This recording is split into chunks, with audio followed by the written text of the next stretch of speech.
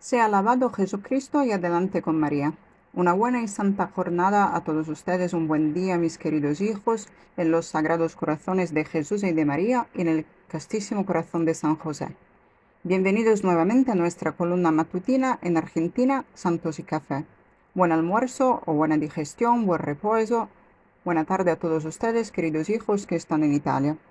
Espero que estén todos bien, que estén rezando por nosotros, por mí y por el equipo que me acompaña en esta misión. Hoy es viernes 16 de enero. La Iglesia celebra la memoria de San Marcelo, Papa y Mártir. Prácticamente en los primeros 3 siglos, convertirse en Papa significaba una candidatura segura al martirio. Y de hecho, este Papa fue muy odiado por el emperador de aquel momento, Magencio, quien en una primera instancia lo mandó a limpiar los establos. Y él resistió y desde ahí, desde la cárcel, digamos, desde este arresto domiciliario, San Marcelo lograba igualmente gobernar la iglesia. Cuando Magencio se entera de esto, lo mantiene allí hasta que el Papa muera a causa, dice el martirologio romano, del hedor, del mal olor y de las privaciones enfrentadas. Así es, esta era la suerte de los papas de los primeros siglos. Y hoy los invocamos por la Iglesia, este cortejo de papas. Esta mañana, al amanecer, en mi oración personal, pensé en este cortejo de santos pontífices que están ante el trono del Cordero y que adoran a Dios Padre, Hijo y Espíritu Santo. Y les rezamos a ellos para que nos asistan desde el cielo los santos papas mártires de los primeros 3 siglos, de los cuales forma parte justamente San Marcelo, papa y mártir. Por lo tanto, hoy es viernes y entonces les recuerdo que es el día de la Pasión de Jesús, pero suena un poco raro, un poco extraño decir que deban hacer ahora la abstinencia de las carnes, visto que ustedes ya se saltaron 2 comidas, les queda solo una, ya desayunaron en Italia e incluso almorzaron y entonces queda solo la cena. Agradezco a las almas del pequeño resto, generalmente son aquellas que nunca hacen ruido. Dice un proverbio que hace más ruido un árbol que cae que 10 pequeños árboles que crecen. Y es verdaderamente así, existen almas del pequeño resto que ayunan a pan y agua o incluso no comen absolutamente nada. Cada viernes hay almas del pequeño resto que ayunan a pan y agua, no comen hasta la noche o hasta la medianoche, el miércoles y el viernes también. Tuve que prohibir a algunas almas que lo hicieran los lunes, porque si no lo harían con gusto también el lunes, el miércoles y el viernes. Y también quisiera agradecer a estas almas penitentes que con alegría, con ardor, con entusiasmo, con el entusiasmo de la fe, hacen estos ayunos. Repito, existen diversas almas que hacen el ayuno el miércoles y el viernes y generalmente para aquellas que yo conozco, estas almas esparcidas por Italia, se trata de hacer el ayuno a pan y agua o incluso de no comer absolutamente nada. Conozco a un par de almas que tuve que obligar a no hacerlo también el lunes este ayuno, pero claro, todos nosotros también observamos esta abstinencia de las carnes. Debo decirles que aquí en Argentina ya pasamos un primer domingo en Brasil, pero probablemente aún más aquí en Argentina. Resulta problemático de verdad en viaje, en misión, renunciar a la carne porque es un alimento base como para nosotros es la pasta, para entendernos. Y aquí la carne vale tanto como para nosotros el pan, la pizza y la pasta, más o menos. Por lo tanto, renunciar a la carne no es simple, pero lo hacemos para adorar a Jesús en la cruz. Y luego les recuerdo el piadoso ejercicio de la Vía Crucis, con el cual nosotros contemplamos a Jesús en la cruz y lo adoramos, lo amamos por aquello que Él hizo por nosotros, aprendiendo a vencernos en nuestros defectos. Nunca nos rendimos. Se lo digo yo, que soy el más lleno de defectos de todos ustedes, como desde siempre ya es notorio. No se no debemos claudicar frente a nuestras debilidades, sino creer en la intervención de la gracia de Dios, naturalmente poniendo nuestra disponibilidad y nuestra colaboración. Por lo tanto, cuando nos sentimos, experimentamos débiles y frágiles, mis queridos hijitos, no perdamos el ánimo, sino confiemos en la potencia de la gracia de Dios. Siempre pienso en aquella palabra de San Pablo. Estoy leyendo ahora en el microbús, ahora les cuento un poco en qué punto estamos, y teniendo muchas horas a disposición, una serie de biografías sobre San Pablo. Es de verdad siempre una figura fulgurante San Pablo, el apóstol, ¿no? Y, entre otras cosas, el primer gran misionero es San Pablo. Von Balthasar hablaba de principios en la Iglesia y los aplicaba. Existe el principio mariano, que es coextensivo a toda la Iglesia. Luego él habla del principio petrino, que en la Iglesia es Pedro, que representa la jerarquía, el derecho, la institución sagrada. Y luego habla también del principio juanino. Juan representa en la Iglesia a los místicos contemplativos. Así es. Y, sin embargo, existe también el principio paulino que von Balthasar, tal vez a causa también de su experiencia, tal vez no haya, a mi manera de ver, profundizado hasta el fin.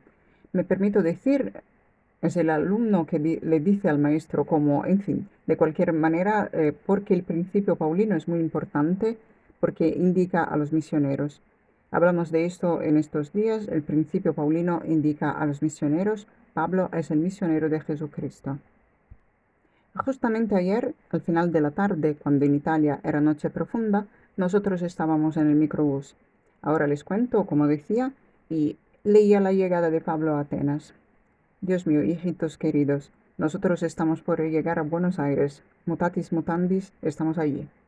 Atenas era una ciudad cosmopolita grande, aunque hubiese pasado de los 200.000 habitantes del siglo IV antes de Cristo, la época ahora, si no me falla la memoria, y había apenas 20.000 o 40.000 habitantes cuando Pablo llegó, pero de cualquier manera era la Oxford, ¿no? La Cambridge de la era antigua. Pablo tiene el valor de ir al Areópago y de sacar el tema con los filósofos que estaban allí discutiendo. Él abre una cuestión y anuncia a Jesucristo. Y este autor que yo leía decía, tal vez él haya sido un poco, es toda la noche que fue muy impulsivo, muy directo, frontal. Podía primero empezar a hablar, abrir un diálogo con ellos, hacer de la inculturación y luego despacio, despacio. Yo personalmente digo que Pablo hizo bien lo que hizo, o sea, fue ahí a decir, les anuncio la resurrección de los muertos en Jesucristo, ¿no? Y sobre esto te oiremos otra vez. A ver, ¿por qué yo le estaba citando a Pablo? Porque Pablo dice, la gracia de Dios en mí no ha sido vana. Dice esto cuando ya es anciano con los cabellos blancos y yo empiezo a tener algunos, pero aguanto porque soy castaño. Si no, se verían aún mejor los que empiezan a ser blancos. Pero en mi cuerpo percibo justamente, lo siento, que el tener algún pelo blanco, porque se va avanzando la edad, los años. Y qué lindo poder decir, la gracia de Dios en mí no ha sido vana. ¿Y esto qué significa? Que no cometí pecados, que no tengo defectos, que no soy débil. No, en absoluto no significa esto. Significa que no fue vana, puse todo mi empeño. Y aquí San Pablo nos recuerda esta verdad. La gracia de Dios no fue vana. Por un momento les hablé un poco del viaje, pero mientras tanto quiero también leer el post en español, en lengua española y en italiano, que publiqué ayer, 14 horas atrás, en la radio Domina Nostra. Les pido que lo hagan circular, que lo divulguen. Si tienen contactos con los fieles del pequeño resto argentino, pido a mis colaboradores, en particular a Patricia, a quien saludo con afecto, para que lo presente a los fieles de Buenos Aires y alrededores, y ahora paso a leerlo. Mensaje de Don Minutella. Agradezco también a Vicente Montesinos, que me tradujo el texto. Está siempre disponible él a una inmediata colaboración, y dice así. Sea alabado Jesucristo. Pueden seguir el texto como están viendo. Queridos fieles del pequeño resto argentino, sé bien que estamos en verano y que algunos se encuentran en lugares de vacaciones. Y es la tercera vez que los alcanzo físicamente entre enero y febrero, pues en otros periodos me resulta pastoralmente difícil acudir a su encuentro. Sin embargo, el deseo de verlos es más fuerte que todos los obstáculos. Así, después de unas 13 horas de vuelo y una permanencia en Brasil, el próximo domingo 18 de enero estaré en Buenos Aires a las 16 horas. Espero poder encontrarme con ustedes. Si pueden hacer algún sacrificio, será para ustedes y para mí una gran alegría. Si no pueden, igualmente quiero agradecerles su afecto y bendecirlos de todo corazón en Jesús y María, vuestro Don Minutella. ahora pasamos a hacer la traduzione, a leer la traduzione in lingua italiana, mensaje de Dominutella. Sia lodato Gesù Cristo, cari fedeli del piccolo resto argentino, so bene che siamo in estate e che alcuni di voi si trovano nei luoghi di vacanza. È già la terza volta che vi raggiungo fisicamente tra gennaio e febbraio, poiché in altri periodi risulta per me pastoralmente difficile venire presso di voi. Il desiderio però di incontrarvi è più forte di tutti gli ostacoli, così, dopo 13 ore di volo aereo e una permanenza in Brasile, domenica prossima, 18 gennaio, sarò a Buenos Aires alle ore 16. Spero di potervi incontrare, se potrete fare qualche sacrificio, sarà per voi e per me una grande gioia. Se non potrete, voglio comunque ringraziarvi del vostro affetto e benedirvi con tutto il cuore. In Gesù e María, vostro Don Minutella. Bueno, queridos, este es el mensaje para los fieles del pequeño resto argentino. ¿Y qué? ¿Y de dónde nace este mensaje? Nace del hecho de que aquí es pleno verano, hijitos queridos, y a ver, y entonces hay muchas personas de vacaciones, el mundo entero, como se dice, es una aldea, ¿no? Es todo igual. Y ahí está el Mar de Plata, unos 100 kilómetros de Buenos Aires, que es un poco, digamos, el lugar turístico por excelencia. Muchos están de vacaciones en verano, pero yo quise hacer el llamado a los fieles del pequeño resto argentino, que ya es la tercera vez que vengo entre enero y febrero y sé que están de vacaciones. Espero que no sea por otra cosa, sino por eso. O sea, quiero decir que yo no puedo ir hacia ustedes porque tengo compromisos en Italia y prácticamente me quedo solo allá durante el mes de agosto. No puedo desplazarme de otra manera en otro periodo. ¿Y con esto qué quiero decir? Quiero decir que si vienen es motivo de alegría, queridos fieles del pequeño resto argentino de Buenos Aires, pero si no pueden venir, reciban igualmente mi bendición. Y aquí ahora puedo finalmente decirle la hora y el lugar donde el próximo domingo, o sea, pasado mañana, 18 de enero, en Buenos Aires. Aquí no sé si está listo el cartel, la imagen. Sí, aquí el hotel se llama 725 Continental Hotel, Avenida Presidente Roque Sáenz Peña, 725, Ciudad Autónoma de Buenos Aires. Está prácticamente cerca de la Plaza de Mayo, en zona central, por lo tanto con el metro es fácil venir. Plaza de Mayo, cerca de la Plaza de Mayo, como repito, a las 16 horas, obviamente hora local. Aquí está la imagen, 725 Continental Hotel, Avenida Presidente Roque Sáenz Peña, 725, Ciudad Autónoma de Buenos Aires. Han visto, ¿no? Los esperamos allí. Para este momento de oración habrá la posibilidad de confesarse con Fray Celestino, el rosario, la misa y luego un momento de adoración eucarística. Para los que tienen la posibilidad, hoy en vacaciones o no, considerando que nosotros también estamos haciendo tantos sacrificios para estar allí, tal vez un sacrificio aquí y otro por parte de ustedes y lo vamos a conseguir. Pero si, sin embargo, no pueden estar presentes, de cualquier forma, llegue a ustedes la bendición mía y de Fray Celestino, porque estaremos de cualquier modo justamente en Buenos Aires. Y bueno, entonces ahora algunas precisiones sobre el viaje, sobre este viaje misionero antes de ir al episodio de hoy. Entonces, nosotros ayer tuvimos enormes dificultades para encontrar los medios de transporte para llegar hasta Buenos Aires. Intenté con el avión. Ustedes dirán, pero ¿por qué no se organizó? No sé todo eso antes. Eh, bueno, no es posible por razones que deberían ser bastante claras y por lo tanto, de cualquier forma, intenté ver en el aeropuerto de Iguazú, Puerto Iguazú, si era posible tomar el avión con aerolíneas argentinas, pero costaba demasiado para el grupo. Al final tuvimos que esperar desde la mañana a las 10:30 hasta a las 5 de la tarde, pero claro, en aquel lindo escenario de calor también aquí.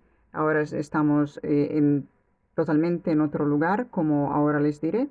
Y al final encontramos un microbús con un precio bastante accesible para desplazar a mi equipo hacia Buenos Aires.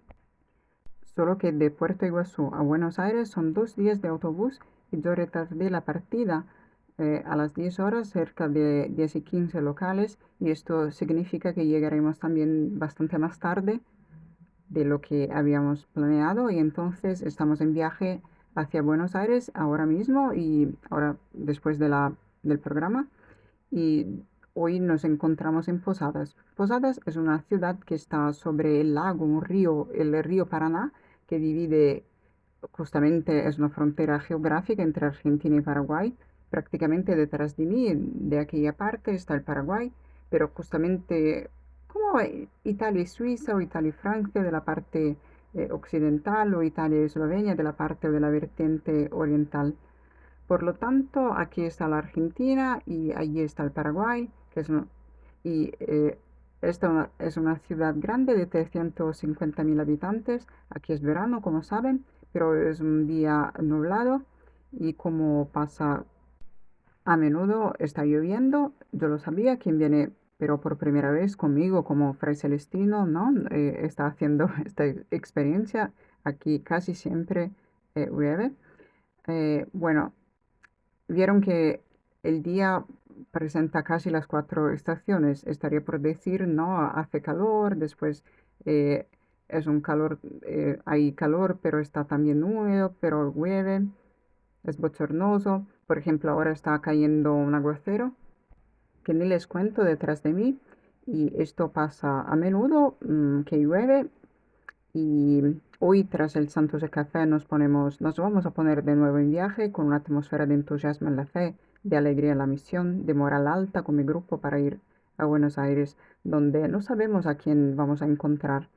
A ver, porque se nos dijo justamente con una nota, ¿no? De subrayado que nosotros acogemos con humilde comprensión, que están de vacaciones los fieles del pequeño resto argentino. Y bueno, por eso no sabemos a cuántos encontraremos, así como pocos encontramos en San Pablo, en Brasil, tal vez pocos vamos a encontrar en Argentina, pero nosotros vinimos para lanzar la semilla, como hizo San Pablo en el Mediterráneo. Luego, es como dije, está todo en las manos de Dios. Abraham, sal de tu tierra, vete de tu tierra hacia el país que yo te indicaré. Entretanto, quería también decirles que nació finalmente por primera vez de modo oficial un pequeño resto brasileño con un chat propio, un responsable y así sucesivamente. Lo mismo intentaremos hacer de manera definitiva también en Argentina en los próximos días para crear también ahí un chat local, como haremos si vamos también a otros lugares, como está mi programa. Y entonces a ustedes pido rezar por todo esto, de sostenernos si es posible. Están viendo el círculo, esta imagen abajo a mi derecha, indica cuántos días ya tenemos de trabajos en el Piccolo Tower de Trevaseleghe. Son 47 días que trabajan, tal vez tarde o temprano les mostraré, de hecho en los próximos días lo haré sin duda, las imágenes de los trabajos en el Piccolo Tower en Trevaseleghe. Les pido también que se acuerden que necesitamos de ayuda. La obra sigue adelante gracias también a los sacrificios de ustedes. Al inicio agradecí a cuantos ayunan y rezan hoy, sobre todo que es viernes, y por la obra, pero también ahora quisiera agradecer a todos aquellos que de algún modo participan de la obra de sustento económico del proyecto. Aquel es el IBAN, la cuenta corriente postal, el PayPal. Si pueden, ayúdennos como puedan. Y a todos aquellos que con discreción y con elegancia lo hacen sin tocar trompetas, y es exactamente esto lo que nos permite seguir adelante. Quería decirles que muy probablemente mañana habrá la columna Santos y Café, pero será, ustedes miren el programa por la mañana que se lo comunico respetando las horas de viaje que haremos hoy.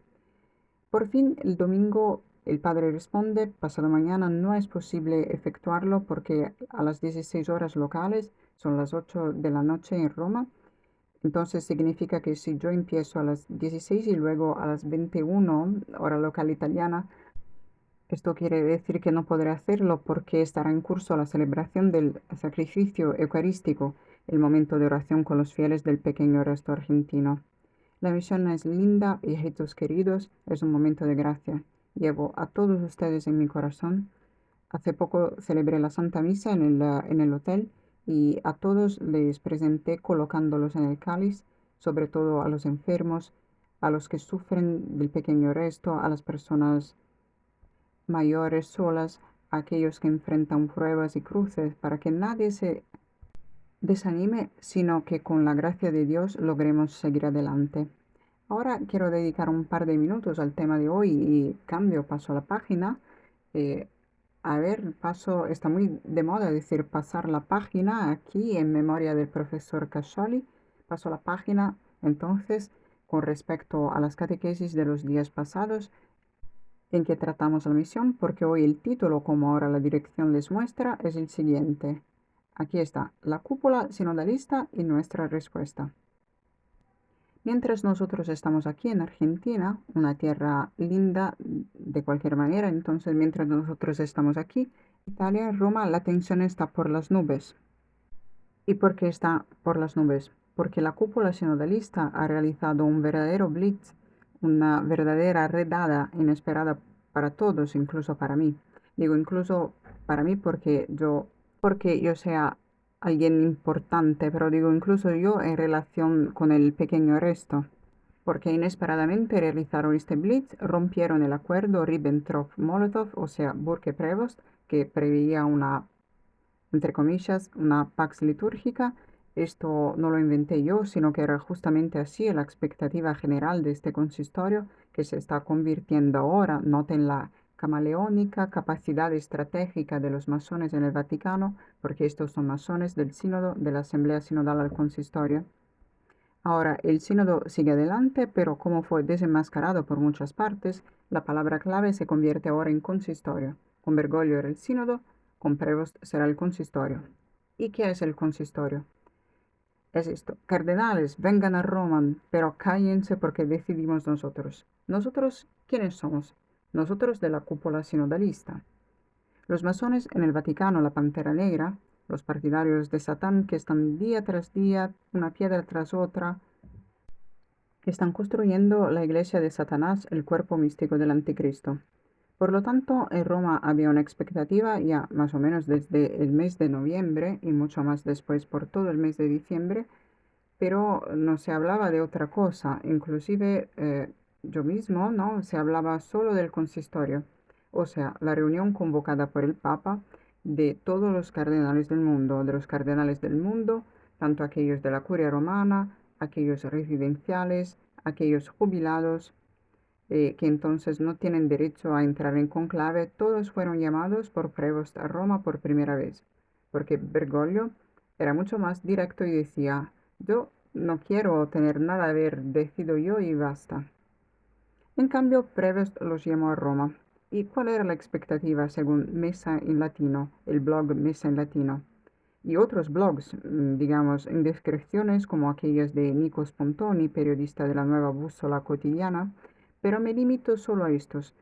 Claro que existen también, hay otros: Matteo Mattuzzi, editorialista, creo de República, y en fin, había una expectativa relativa a la posibilidad de que este consistorio fuera justamente el gran cambio, el giro de Prevost y de una iglesia ya no bergogliana, como haciendo las paces con los tradicionalistas y haciendo las paces con el ala, digamos así, antireformista liderada por Burke, verosímilmente liderada por Burke, pero no solo, para impedir justamente el enfrentamiento y entonces la expectativa de al menos un inicio de discusión en el interior del consistorio entre los cardenales con respecto a la cuestión litúrgica, o sea, la misa tradicional, que recuerdo, aún hoy está oficialmente impedida, y entonces estamos en el lío, están en el lío total allí. Es porque aún hoy a nivel oficial de magisterio hay tradiciones custodes y, perdón, la audiencia, el scriptum ex audiencia concedido por Bergoglio al cardenal Roche, que dice que para celebrar la misa tradicional hace falta pedir nada menos que el permiso a la Santa Sede, como si tuviera que hacer quién sabe qué. ¿Entendieron? Entonces, a nivel oficial, aún hoy la misa tradicional está prohibida. Por eso se iba al consistorio con la esperanza de que cambiara algo. ¿Y qué pasó en cambio? Que la cúpula sinodalista, aquella de cardenales que estaban todos, a propósito, miren los perfiles Facebook y también los canales YouTube, por ejemplo, de Vatican News, los que se hicieron abiertamente ver lo que no pasaba desde los tiempos de Bergoglio. Los buitres volvieron al campo, y miren que junto a la masonería eclesiástica, y yo hablo de la eclesiástica, siempre conviene precisar porque de la mundana a mí no me importa. Me dicen que Rotary es una cosa masónica, me dijeron eso, no sé si es así, pero aquí está lleno, hay un montón de Rotary, en todo lugar está escrito Rotary, pero no aquí en Posadas, en todo lugar entre Brasil y Argentina, y en todo lugar encontré este emblema, pero a mí no me interesa esto. Hablo de la masonería eclesiástica para evitar equívocos. Entonces, estaba diciendo, estos cardenales permanecieron, ahora les digo los nombres, bastante en la sombra antes del consistorio. Pero en el consistorio, ¿cómo fue? La cúpula sinodalista realizó un par de acciones y de gestos decisivos. Primero, primer gesto decisivo, las mesas redondas, como en el sínodo sobre la sinodalidad deseado por Bergoglio. ¿No les parece que esto sea una señal absoluta, digo, absoluta de continuidad? Claro que sí. Si ustedes van a mirar las imágenes, no sé si la dirección va a poder producirlas, enseñarlas. Existen unas imágenes justamente de los cardenales en el consistorio, sentados a la mesa, como en el sínodo sobre la sinodalidad. Pero la cosa más interesante es ver este par de cardenales de la cúpula masónico-sinodalista, que quiere cambiar la iglesia de Jesucristo. Naturalmente no lo lograrán, pero ellos quieren cambiar la iglesia de Jesucristo en algo como una iglesia sinodalista, justamente que significa que quieren cambiarla en el cuerpo místico del anticristo, que no se había visto más, y todos, hay estos cardinales que no se habían visto más, todos de una vez están en la mesa del mando. Les digo los nombres y van a entender por qué. Comienzo con Fernández. Fernández tomó la palabra en una intervención. Vamos a conseguir las imágenes, no del sínodo les pido, sino los enemigos me van a atacar, sino como las imágenes del consistorio, no del sínodo. Por favor, hagamos atención. Entonces decía, Fernández tomó la palabra e hizo una intervención en el consistorio. Hizo una intervención de no poca importancia. Y a ver, existe un artículo de Aldo Maria Valli con el título Fernández en el consistorio, cómo manipular la idea de querigma. Entonces, este es el primer buitre sinodalista del que damos noticia, llamado en el blog de Aldo Maria Valli el soft porn. A ver, el soft porn. Y aquí él intervino en el consistorio diciendo de poner de lado para siempre doctrina. Este es el mantra luciferino de Bergoglio y de su cúpula, o sea, y entonces Fernández está ahí. Y entonces, ¿cómo hacen aquellos que dicen que Papa Leone es el Papa del cambio, el Papa impedido? ¿Por qué no se retiran, que se engañan a sí mismos y a las almas? Fernández está allí en su lugar. Es un escándalo, escándalo en Roma. Fernández es prefecto de la fe, el soft porn que tomó la palabra en el consistorio, pero sígueme porque no terminé. Luego comparecieron los otros. Sabemos, gracias a las noticias suministradas por la nueva bússola cotidiana, que intervino el cardenal Roche.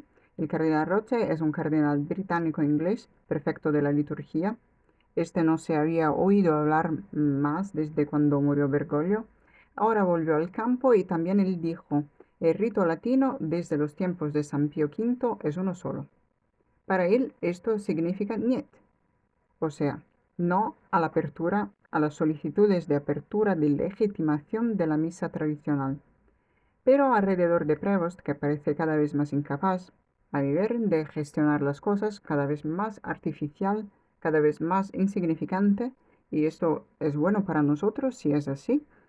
Lo vemos luego rodear los cardenales que cuentan de la cúpula sinodalista, aquellos que deben destruir, con Bergoglio ya iniciaron esto, la iglesia de Jesucristo y hacer la de Satanás. Les digo un par de nombres. Cardenales hiperprogresistas que estaban alrededor de Prevost. Tolentino de Mendoza, pocos lo conocen, es un cardenal portugués creado por Bergoglio, y luego está el cardenal Tagle, haber hecho cardenal, creado cardenal por Benedicto XVI, pero que allí está como uno de los patrocinadores de Prevost. Luego está el cardenal Mario Grech, que bajó también él al campo. Y a ver, una cosa me impresiona mucho es notar, pero existe un repertorio fotográfico amplio y yo no tengo tiempo de hacer todo. Y este repertorio fotográfico me impresionó mucho. Unas fotos en las cuales se ve que llega Prevost con su maletín, porque él debe de andar así. Y siempre que el Papa lleva sus cosas, ¿no? A las mesas de los cardenales, estos cardenales, los señores, están colocados al lado. Ahora les digo, sobre esto ya hablamos, o sea, los cardenales disidentes, ¿cómo los llaman? Aquí está la ruptura del acuerdo Burke-Prevost. Todos ellos fueron prácticamente callados. Pero vamos sobre esto en un momento. Pero antes quería decirles que me impresionó mucho una secuencia fotográfica en la cual se ve a Prevost llegar a la mesa donde debe sentarse y están estos aquí. Están esto que les cité, no otros. No está Burke, no está Sara, para hacer solo dos nombres, aunque luego, al final de cuentas, ¿quiénes otros podríamos citar? Defensores o pseudo-defensores de la tradición católica. No está Müller, pero en cambio está Greg, está Tolentino, está Tagle, están estos cardenales de la cúpula. La cosa que me impresionó mucho, porque las imágenes valen más que 1000 palabras, fue ver a Prevost llegar vestido de blanco, y esto era impensable, me parece que ya les hablé de eso, pero era impensable. Hasta hace 20 años, cuando llegaba el Papa, sabe, los cardenales constituyen como colegio cardinalicio el órgano de mayor colaboración del Santo Padre. Ellos son los que son más diputados a colaborar con el Papa en el gobierno de la Iglesia Universal. Pero justamente por eso, desde siempre, los cardenales aparecen como los más sumisos a Pedro. Y es muy linda esta idea porque es el Papa quien manda, ¿o no es así? Y recuerdo, ya les conté, cómo saludaban los cardenales cuando pasaba el Papa Juan Pablo II. Se inclinaban, se quitaban el solirio y se inclinaban besando la mano. Alguien incluso poniéndose de rodillas. Van a decir, pero es cardenal, y es justamente por eso que lo debe hacer, porque está Pedro, el jefe del colegio apostólico, jefe por la voluntad de Jesucristo, no por elección propia. El Papa es el jefe del colegio apostólico por voluntad, por querer de Jesucristo. Y en cambio se ve a Prevost que llega en esta secuencia de fotografías y se saludan como colegas en la oficina que acaban de tomar un café juntos. Los cardenales de la cúpula sinodalista sentados, estaban sentados y permanecieron así a la llegada de Prevost, el cual saludó con la mano como si estuvieran en la taberna y se sentaron para continuar conversando. Esto es por lo que respecta al plano de fondo de la cúpula sinodalista que hizo un verdadero blitz. Ahora vamos al blitz. Se había dejado tanto hacer creer, se había dejado tanto creer que este consistorio, que por cierto ocurrió mientras yo justamente tomaba el avión, partía para otro lugar, viajaba, por lo tanto se hizo mucho creer que este debiese, como dije varias veces, tratar la cuestión litúrgica. Y ahora están con los 5 sentidos con atención máxima en todas las partes del mundo conservador tradicionalista porque el encanto una vez más terminó. Pero estas señales ya habían llegado y Don Minutella las puso a la luz desde el principio. Por ejemplo, que Burke se quedó en silencio ante el jubileo LGBTQ+ en Roma, porque, claro, existía el acuerdo, lo amordazaron. ¿Y qué pasó con los Dubia? Porque me parece que los 5 Dubia, que si yo no soy cretino y ustedes también no lo son, algún otro debe de serlo, ¿cierto? Y les digo porque no se puede engañar, no se debe. Yo nunca engañé a nadie desde hace los 9 años que estoy aquí con esta misión. Entonces me parece que Burke junto a Müller, a Sara, para citar solo los tres, luego está también Brandmüller, Sandoval, aquel mexicano jubilado, presentaron a Bergoglio los 5 Dubia. Los 5 Dubia se referían a cuestiones que no fueron dejadas de lado, están ahí en el campo, a decir, sobre la mesa de los trabajos de la cúpula sinodalista que quiere cambiar la iglesia. ¿Y cuáles son estos Dubias? Bien, los vamos a recordar así. No los voy a decir en orden, pero en primer lugar la ordenación de las mujeres. ¿Por acaso se dejó de hablar de eso? Sí, hubo la comisión del cardenal emérito del Águila, pero no se dejó de seguir hablando sobre eso. No existe una declaración del llamado Papa León que diga no se debe discutir, ¿entendieron? No hay. Y este es el primer dubia. ¿Y por qué Burke no interviene? Porque de hecho no hay una declaración en contra. Al contrario, se sigue hablando de eso. Los otros dubias se referían justamente a la legitimación del mundo LGBTQ+, fiducia supplicans, el pecado contra la naturaleza, como lo llama la tradición católica.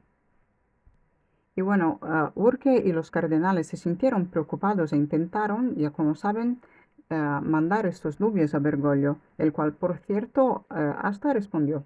Y sin embargo, hubo el jubileo después de fiducia supplicans que no fue anulada. Y Fernández está allí. No, tenemos que entender, Fernández está allí. Este es el escándalo mayor a mi ver, ante quien dice, pero tal vez el Papa está impedido, el Papa no puede, es el Papa Santo que sufre por la Iglesia. Pero miren que Fernández está allí, es el redactor de Fiducia Supplicans, es una vergüenza. Si fuese la Iglesia Católica, yo me retiraría entre los ortodoxos que llegué anoche tarde aquí en Posadas y hicimos muchos kilómetros ayer en coche, ¿no? Hoy nos esperan otros tantos. Pero yo vi una iglesia con un instituto que me parece ser ortodoxa. Puede ser San Basilio Magno, estaba dedicada con un gran icono. Y tal vez los otros durmiesen, no sé, es un gran icono externo, un mosaico externo aquí en Posadas, en la Argentina, y que también aquí hay iglesia ortodoxa. En San Pablo, en Brasil, encontré la iglesia siríaca, quería ir, luego no hubo posibilidad de participar del culto. Si fuese verdad que esto les digo con mucha sinceridad, hijitos queridos, yo me sentiría mal dentro de esta, como hacen los Unacum.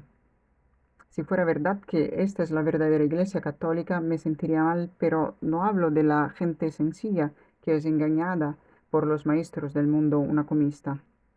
Pero ¿cómo pueden hacer los del mundo una a vivir, a gestionar el malestar de estar en esta iglesia pensando que aquella es la iglesia católica y que aquel es el vicario de Cristo?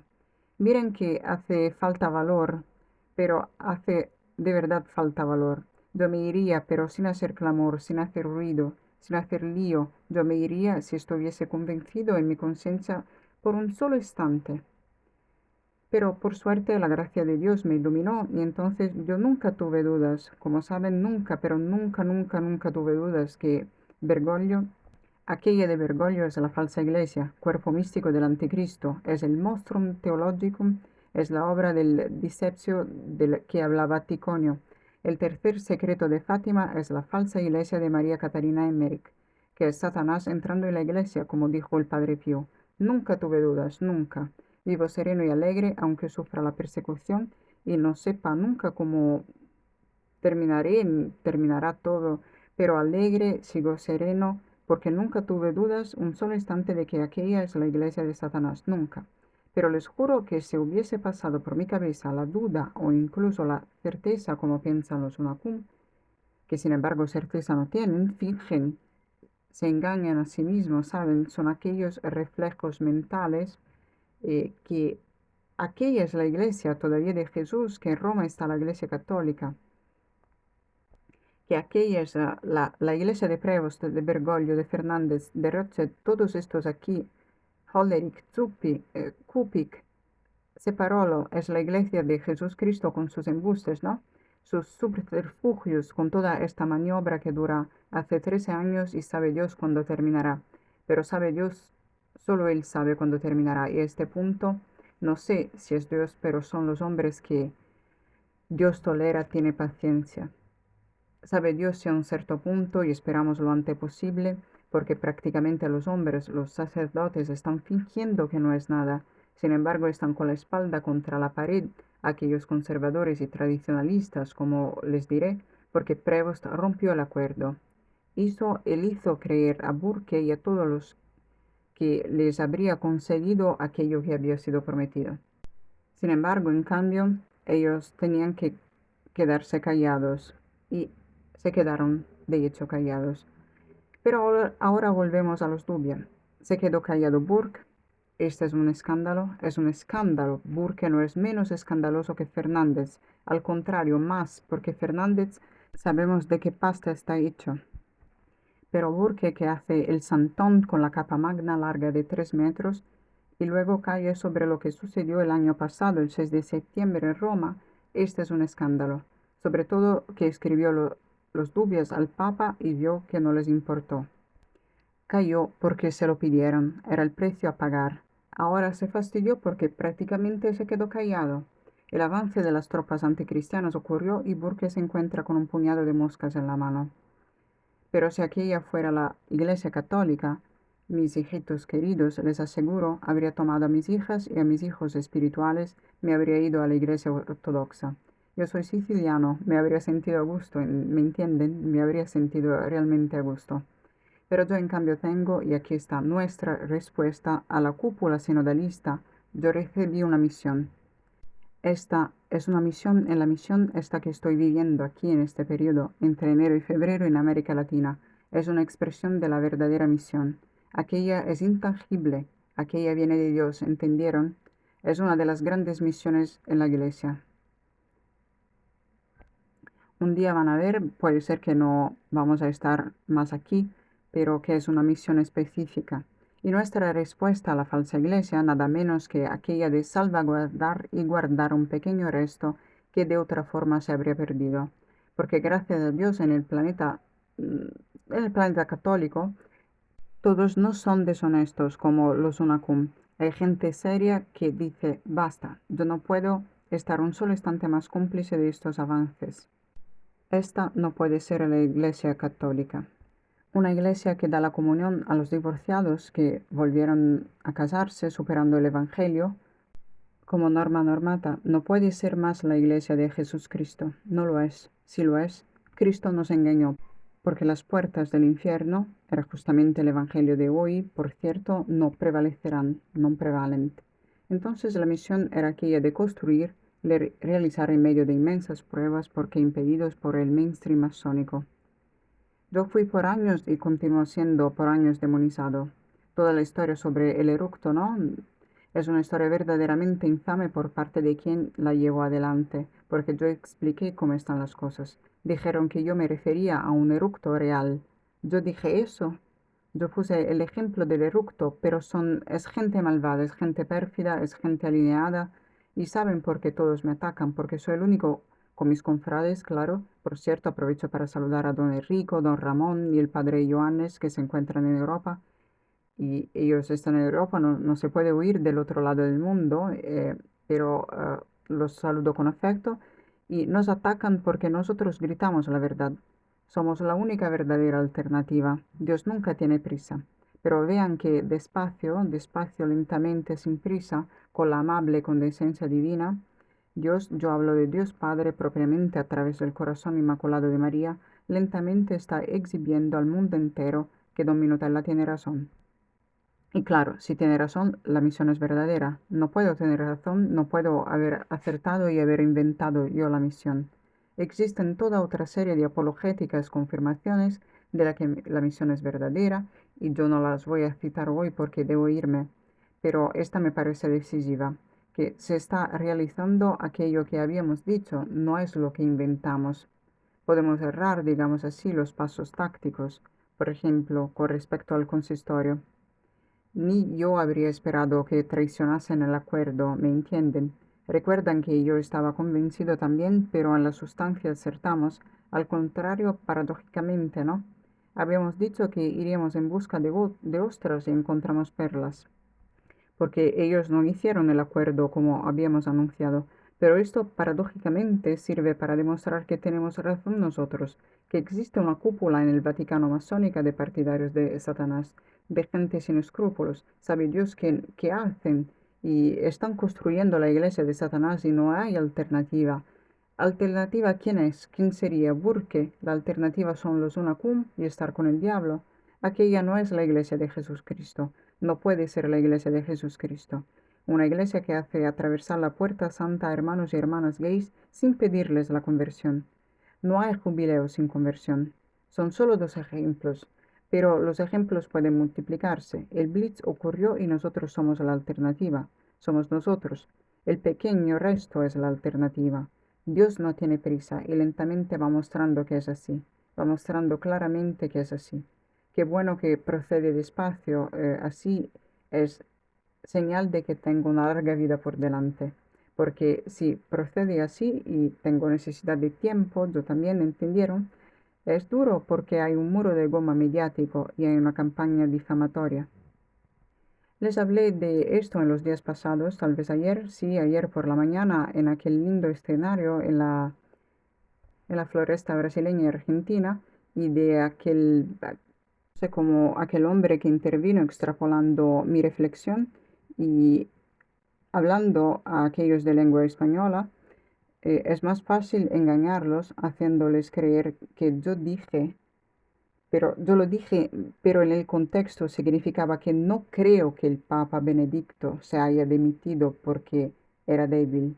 En cambio, este hombre cambió mis palabras, al final cortó la parte de mi diálogo y ahora están atacando los cenáculos del padre Chabelo, quieren convencer al padre Chabelo, están buscando, entendieron, los enemigos son tantos, son enemigos feroces contra Don Minutella porque grita la verdad, es la única alternativa.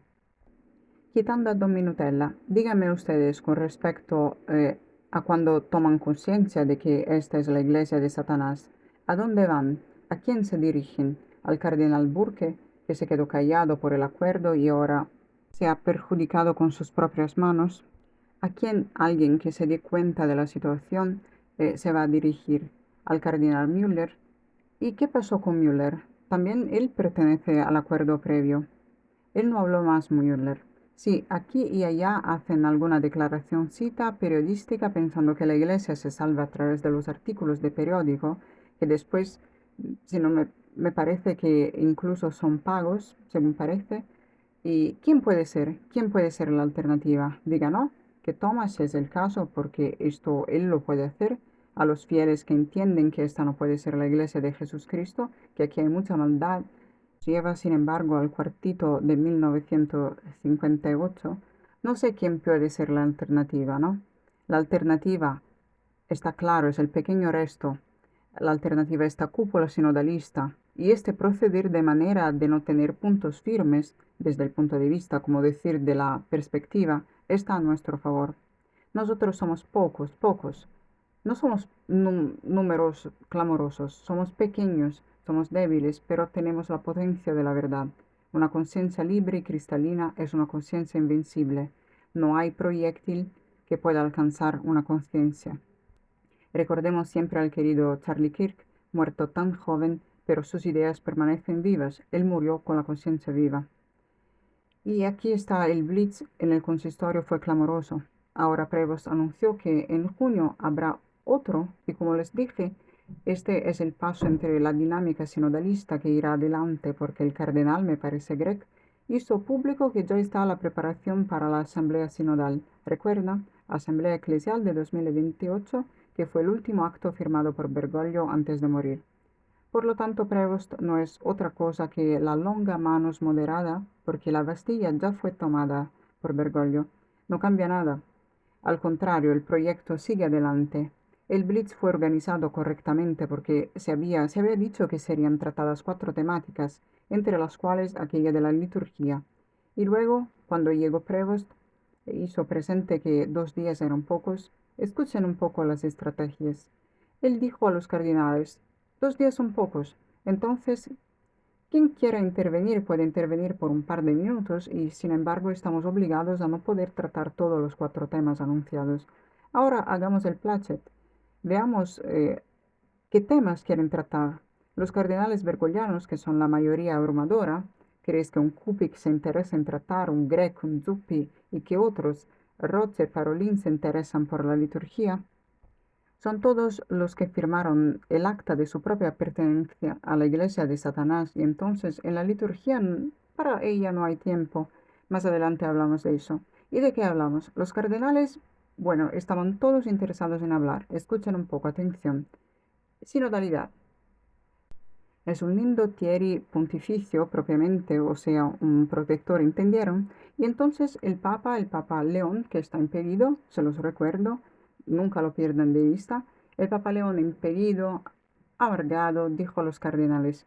Imaginen ustedes, alguien dice que bajó el hielo dentro del aula consistorial, porque él dijo, por razones de tiempo, nosotros hemos decidido pedirles de elegir dos temas sobre los cuatro y fueron elegidos la evangelización del Papa Francisco y la sinodalidad.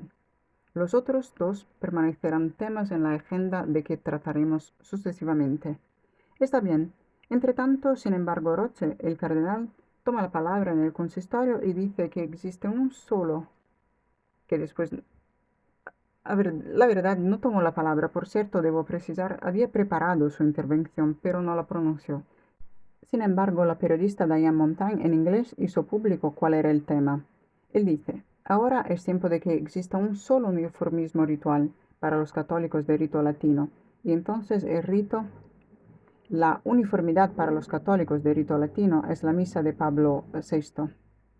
Es la misa conciliar, digamos, la reforma del Concilio Vaticano II. Significa no a todo lo demás. Significa cerrar el negocio. Significa romper el acuerdo. Significa el Blitz tuvo éxito. Claro, mis queridos hijitos. Sí, creo que está claro para todos ustedes del pequeño resto, como está claro para todos nuestros enemigos que tenemos siempre razón al decir que aquella es la iglesia de Satanás. No dejaremos nunca de decirlo. Aquel es el cuerpo místico del anticristo. Todo está procediendo según la agenda que habían establecido por causa de la penosa complicidad de cardenales, obispos y sacerdotes que fingen que no es nada y continúan durmiendo sueños tranquilos en sus casas parroquiales, fingiendo que la iglesia todavía es aquella de Jesucristo. Esta no es la iglesia de Jesucristo, es una iglesia guiada por la cúpula sinodalista y es la iglesia que tiene como mira la de construir un templo al anticristo. Una iglesia sinodalista y es todo lo contrario de la iglesia jerárquica que Dios y nuestro Señor Jesucristo quiso. El pontificado, el papado, se licuó, así como siempre fue pensado. Y como dice Catalina Emmerich, Dios tenía en mente otros proyectos. Perdón, quisiera decir de puntitas a todos mis detractores enemigos, acéptenlo, porque si Dios tenía otros proyectos, no le corresponde a ninguno de ustedes preguntar cómo debe hacer. Y se decidió hacer de un determinado modo que les parece escandaloso, quédense con el escándalo, porque Dios no se deja enredar por las preocupaciones de ustedes. Dios, dice Emmerich, tenía otros planos mientras estos construyen la falsa iglesia que parece la iglesia católica.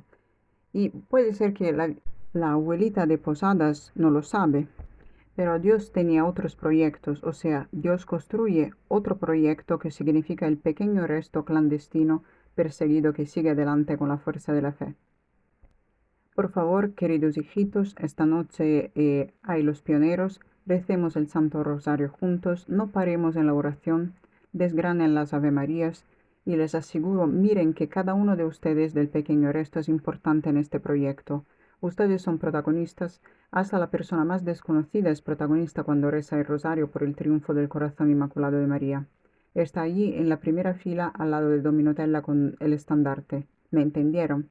Y la abuelita del pequeño resto de los Apeninos toscanos que está rezando el rosario y reza en unión con Dominotella por el triunfo del corazón inmaculado de María, por el triunfo de la fe, por la destrucción y la derrota de la falsa iglesia, está allí en primera fila al lado de mí con las coronas en la mano. Cuando rezamos el rosario, nosotros somos soldados de María, somos portaestandartes de la Santa Virgen. Entonces me encomiendo. Recemos siempre el Santo Rosario. Yo estoy de viaje, mis queridos, por hoy puede bastar así.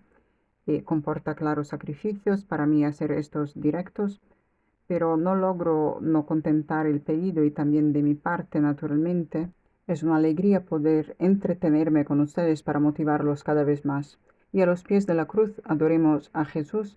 Hoy que es viernes, recuerdo de nuevo una última vez el mensaje solo en español enviado a los fieles del pequeño resto argentino. Pueden darme el texto, vamos a ver si aquí, porque el ordenador se apagó. Entonces, aquí está, un momento solo.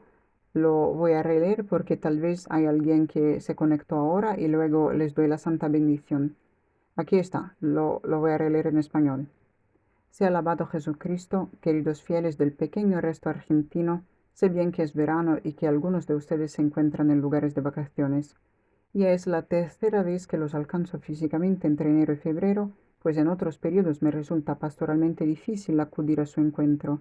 Sin embargo, el deseo de verlos es más fuerte que todos los obstáculos. Así, después de unas 13 horas de vuelo, una permanencia en Brasil, el próximo domingo 18 de enero estaré en Buenos Aires a las 16 horas. Espero poder encontrarme con ustedes. Si pueden hacer algo, será para ustedes y para mí una gran alegría. Igualmente, quiero agradecer su afecto y bendecirlos de todo corazón en Jesús y María, vuestro Don Minutella. Y ahora pido a la dirección colocar la imagen del lugar y la hora del encuentro que les vamos a mostrar. Aquí está, dentro de unos instantes va a aparecer para los fieles del pequeño resto argentino el hotel, la dirección, Hotel 725 Continental Hotel, Avenida Presidente Roque Sáenz Peña, 725 Buenos Aires. Y por lo tanto está cerca del centro, poco distante de la Catedral de la Plaza de Mayo, por lo tanto con el metro es fácilmente accesible. Les deseo, mis queridos hijitos, un día lleno de paz y de alegría, con la corona de los rosarios en la mano. Vamos a permanecer unidos en oración y siento el apoyo de ustedes y espero que sientan también ustedes mi afecto y mi bendición. Yo prosigo a través de esta increíble tercera misión latinoamericana esperando que traiga frutos según el corazón de Dios y con entusiasmo y alegría seguimos adelante. Laudetur Jesus Cristo y adelante con María.